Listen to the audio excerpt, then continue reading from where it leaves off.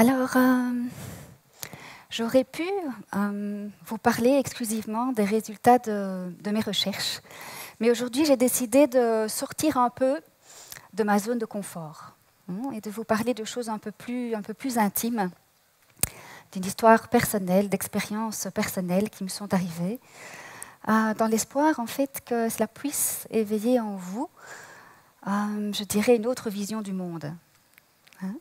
Si je suis là aussi, eh bien, c'est pour honorer une promesse que j'ai faite à une grande dame, pas n'importe laquelle, la personne la plus inspirante que j'ai eu l'occasion de rencontrer, en fait, dans cette vie, puisqu'il s'agit de ma maman, que vous pouvez voir sur cette photo. Alors, lorsque j'étais haute comme trois pommes, à l'âge de 8 ans, dans les années 80, la science, la médecine moderne a détecté une tumeur incurable au niveau du cerveau de maman. Alors, je ne comprenais pas très bien ce que ça voulait dire tumeur à 8 ans, vous pouvez bien imaginer ça. Mais cependant, j'ai vite compris que la situation était extrêmement grave lorsque les médecins ont précisé qu'il ne lui restait que 3 mois, 3 petits mois à vivre. Alors je me rappelle, à l'époque, on avait l'habitude, les mercredis après-midi, d'aller allumer une petite bougie avec maman. Allumer une bougie et faire quelques prières dans l'une ou l'autre église. Maman m'expliquait qu'elle avait la foi. Alors la foi pour moi c'était plutôt subtil, impalpable. Moi il était hors de question en fait que je m'adresse à un Dieu, une intelligence soi-disant bienveillante et supérieure qui rendait tout simplement ma maman malade. Alors force est de reconnaître que j'ai dû réévaluer ma position, en observant simplement avec quelle force et quelle foi ma maman a combattu en fait cette grave maladie, et puis surtout comment elle a guéri. Comment elle a guéri contre toutes les attentes, contre tous les pronostics et tous les avis médicaux de personnes et des médecins que nous avions consultés à l'époque. Alors bien sûr, elle a fait l'objet de nombreuses batteries d'examens complémentaires au CHU, ici à Liège, pour essayer de comprendre d'où provenait cette rémission totale, complète, et totalement inexpliquée. Pour maman, c'était très simple. Sa guérison était due à sa foi profonde, mais aussi à ses différentes prières méditatives quotidiennes qu'elle faisait. Alors évidemment, cette tranche de vie a profondément influencé mon cheminement professionnel, puisqu'après un doctorat en biomédical dans le domaine de l'oncologie, cancérologie, ici à Liège, eh bien, j'ai obtenu, comme Grégory vous l'a dit, différents diplômes, une batterie de diplômes qui me permettaient de pouvoir gérer et coordonner de très très gros projets de recherche, toujours dans le domaine de l'oncologie, cancérologie, projets de recherche entre universités et entreprises. Donc encore une fois, là, je mettais toute ma force et mon savoir à combattre ce cancer, cette maladie terrible qui nous touche tous, en fait, de près ou de loin, et malheureusement souvent de bien trop près. Donc bien malheureusement, malgré toute cette connaissance accumulée, 30 ans après la rémission de son premier cancer, je devais personnellement annoncer à ma maman la présence d'une tumeur importante au niveau du poumon, une tumeur dite terminale, en voie terminale, puisque les métastases touchaient déjà les différents os, différentes parties osseuses de son corps et de la colonne vertébrale. Alors, je dois bien avouer que cette accumulation d'erreurs médicales et de diagnostics, qui a duré plus d'1 an, a engendré une douleur atroce au niveau physique, mais aussi émotionnel et psychique, due à cette nouvelle, bien sûr, et à la présence de ce cancer. 1 semaine après, je démissionnais de toutes mes responsabilités professionnelles pour pouvoir l'accompagner sur son chemin, l'accompagner dans son combat. On a commencé alors notre chemin initiatique. Alors c'est vraiment dans ce désespoir, dans ce désarroi, dans ce que j'appelle la nuit noire de l'âme, en fait, que j'ai vécu ce qu'on appelle une expérience énergétique spontanée.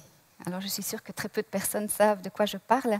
Je ne vais pas vraiment expliquer tout en détail, mais simplement vous expliquer que cette expérience puissante, d'une puissance inouïe en fait, consistait en un flux énergétique qui m'a traversé le corps, spontanément, littéralement de la tête aux pieds, des pieds à la tête, pendant un certain temps. Alors moi, j'étais complètement déconnectée de la réalité à ce moment-là, donc je ne sais pas combien de temps ça a duré. Peut-être peut-être 1 heure.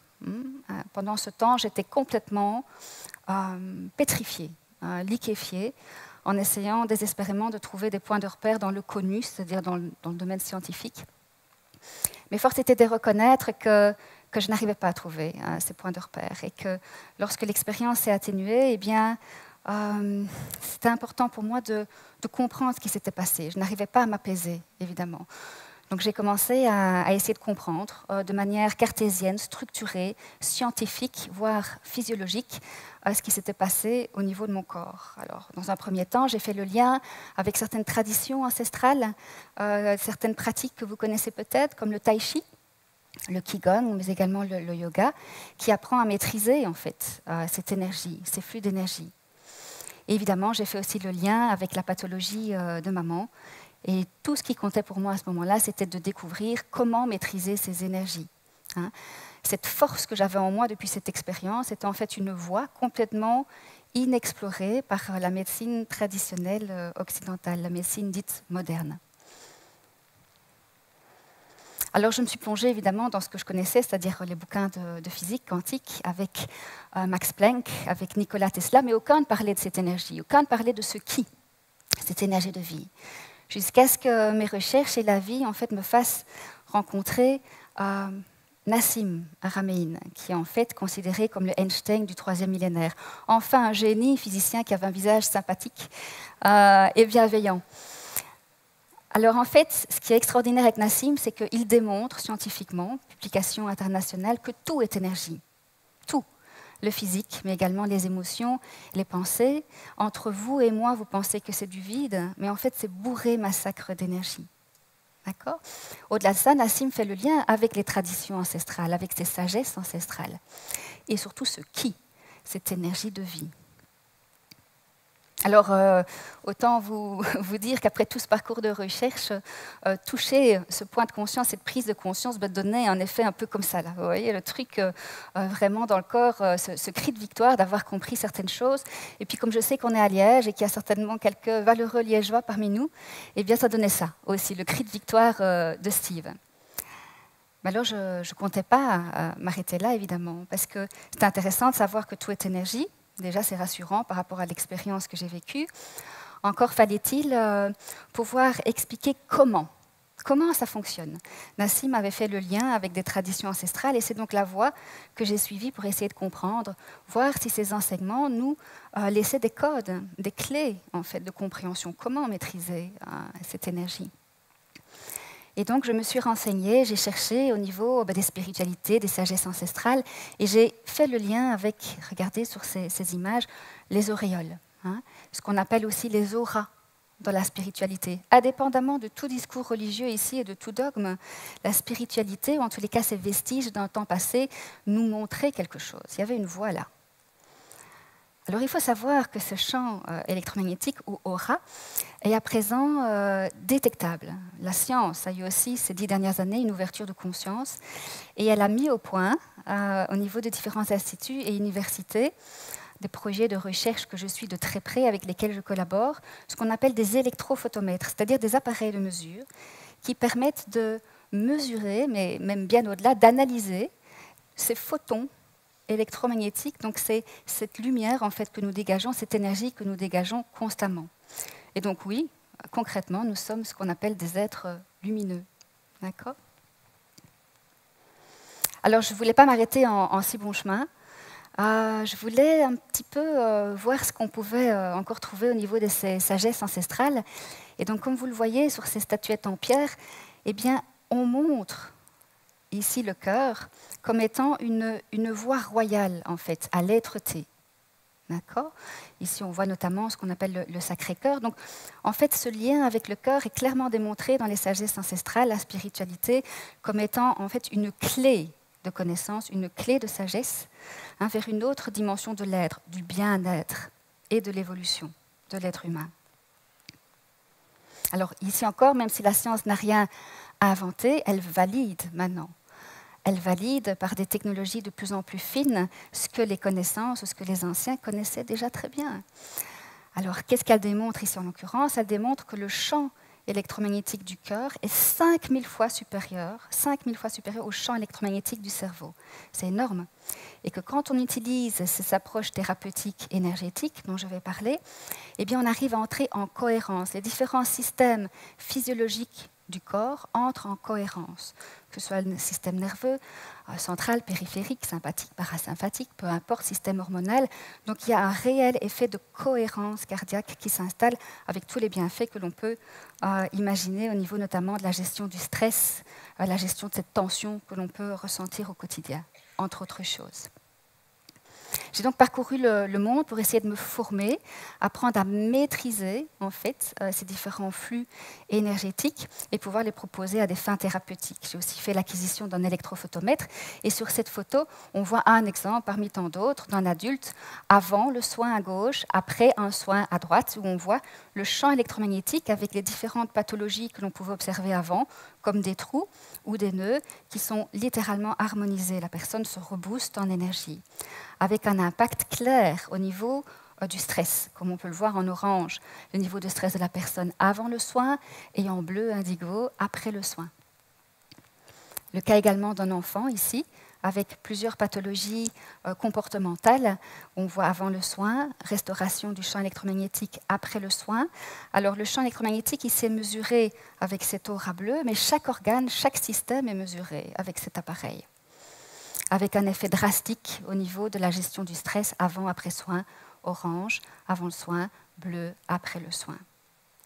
Alors évidemment, ces différentes thérapies ont pas mal de bénéfices qui sont démontrés, je l'ai dit, au niveau du système immunitaire, au niveau de la gestion du mental, gestion émotionnelle, également le calme, la possibilité de gérer certaines douleurs, qu'elles soient physiques, émotionnelles ou psychiques. Alors sur ce parcours, j'ai rencontré beaucoup de difficultés. Je dois bien vous l'avouer. Dans un premier temps, une difficulté d'ordre personnel. Essayer d'accepter cette expérience. Il m'a fallu 1 an pour en parler, même à mon mari. Vous imaginez, 1 an pour essayer de comprendre ce qui s'était passé. Apprendre à gérer ces flux, apprendre à faire confiance à mes ressentis personnels. La deuxième difficulté que j'ai dû affronter, c'est lorsque j'ai voulu me positionner en tant que thérapeute. Thérapeute en énergie, où là j'étais vraiment confrontée à des préjugés énormes au niveau de la société. Alors effectivement, quel gâchis avec de si beaux diplômes, doctorat, MBA, toutes sortes de diplômes, je dirais, extrêmement cartésiens, factuels, concrets, valorisés par la société, aussi financièrement bien sûr. Et la troisième difficulté était de pouvoir valider scientifiquement, de prouver quelque part ce qui s'était passé et ce en quoi j'ai cru. Alors aujourd'hui, vous n'êtes peut-être pas au courant, mais ce en quoi j'ai cru est validé par la science, je l'ai montré, mais ces thérapies sont aussi en fait pratiquées dans de nombreux hôpitaux, en Europe, mais également aux USA, et même remboursées par certaines mutuelles. Vous voyez que les esprits, les préjugés éclatent en fait face aux résultats obtenus. Et en Belgique, ma foi, on commence progressivement à ouvrir aussi notre champ de conscience. Donc en guise je dirais, de première conclusion à ce chemin, à ce parcours de vie, je dirais ceci, c'est de toujours avoir confiance dans vos ressentis et de vous rendre compte que l'élan du cœur, l'énergie du cœur est extrêmement puissante.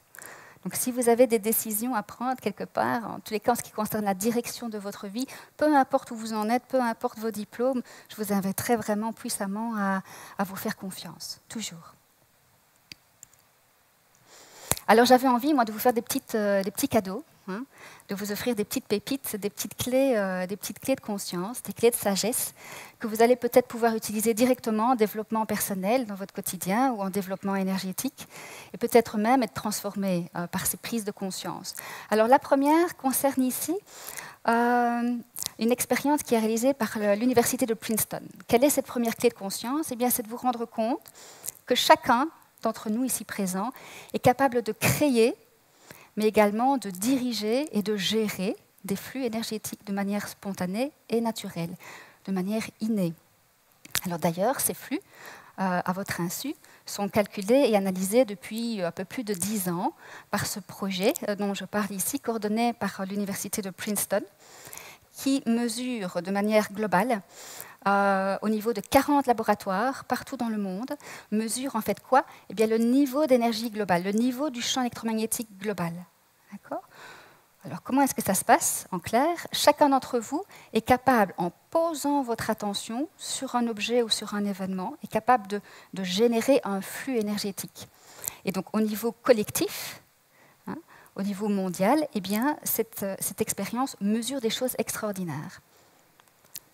Alors, qu'est-ce qu'elle mesure? Voici par exemple un exemple qui correspond aux attaques du 11 septembre, où vous voyez un pic assez impressionnant, statistiquement probant en tous les cas, qui a un pic de conscience collective, un pic de champ électromagnétique collectif, lorsque chacun d'entre nous a pris conscience en fait de cet événement. Eh bien, vous avez posé votre regard, vous avez posé votre conscience, votre attention sur cet événement, et ça a été mesuré. D'accord ? On voit un pic de toutes ces énergies, de tous ces flux électromagnétiques que vous avez envoyés de manière inconsciente. Alors, il y a beaucoup d'autres exemples. Ici, je n'en cite que quelques-uns. Le tsunami en Asie du Sud, en 2004, la visite du pape en 2000 en Terre Sainte, mais également lorsque Barack Obama a gagné les élections en 2008. Beaucoup d'autres, en fait, laboratoires de recherche utilisent cette technologie, entre guillemets, des flux énergétiques, comme par exemple ici le professeur Kawai, qui lui, en fait, mesure le flux électromagnétique au niveau tactile.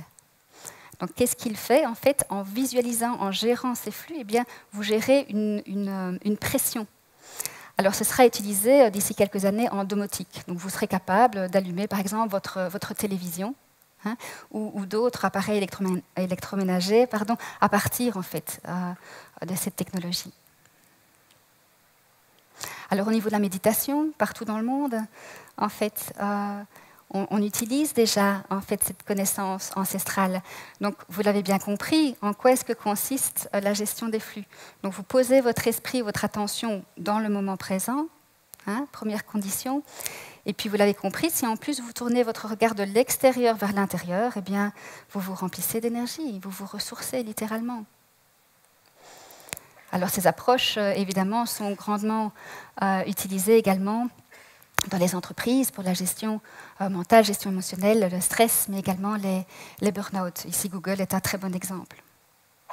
Alors la dernière petite pépite, le dernier petit cadeau, ici encore une fois offert par les enseignements des traditions et sagesse ancestrales, c'est la voie en fait du milieu, ou la voie du centre. Hein. Alors qui est parfaitement ici mise en lumière, encore une fois par un appareil d'électrophotomètre, où vous pouvez voir ces différents centres énergétiques qui sont complètement désaxés, et puis rééquilibrés de manière cohérente au niveau de la colonne vertébrale, au niveau de l'axe centrale de la personne, et générant évidemment la connexion au meilleur potentiel énergétique de cette personne. Alors, je ne vais pas entrer dans les détails ici, parce qu'il y a 7 dimensions de centre énergétique, 7 dimensions de l'être. Retenez simplement que la dimension physique, émotionnelle, psychique, mais aussi spirituelle. Hein, cette fameuse spiritualité enseignée par maman, où effectivement on apprend à avoir confiance en soi, en l'autre, en la vie, en l'avenir, en la société également. Donc cet alignement est important, cette prise de conscience de ces différentes dimensions est importante. Alors pour clôturer ici cette intervention et ce partage avec vous, 3 choses à retenir. La première, c'est que chacun d'entre vous est capable, en fait, de canaliser littéralement, de créer, de gérer des flux et de générer des flux énergétiques. Comment? Eh bien, en posant votre attention, votre conscience, votre esprit au moment présent. Plus vous êtes présent, sans que l'esprit ne parte dans le passé, dans le futur, ou ne soit parasité par différentes pensées, eh bien, plus ces flux sont qualitativement et quantitativement importants et activés. Et le 3e point, eh bien, en fonction de la pratique que vous aurez envie d'utiliser, la méditation en est une, il y en a d'autres, la capacité de tourner cette attention de l'extérieur vers l'intérieur, vous l'avez compris, vous vous remplissez littéralement d'énergie. Alors malheureusement, maman n'est plus de ce monde, elle est passée maintenant de l'autre côté du voile, mais cependant je vous garantis qu'elle a gagné son combat de la douleur à l'éveil et de la douleur à la libération.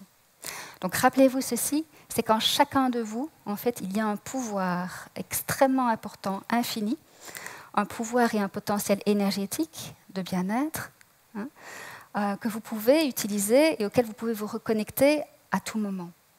Et puis encore pour terminer, rappelez-vous aussi l'importance de l'élan du cœur. Hein, ce côté passionné est important, cette énergie du cœur, en fait, est 5000 fois supérieure à ce que le mental peut générer. Donc, l'importance de suivre, en fait, votre intuition et ce que votre cœur vous dicte. Merci pour votre présence.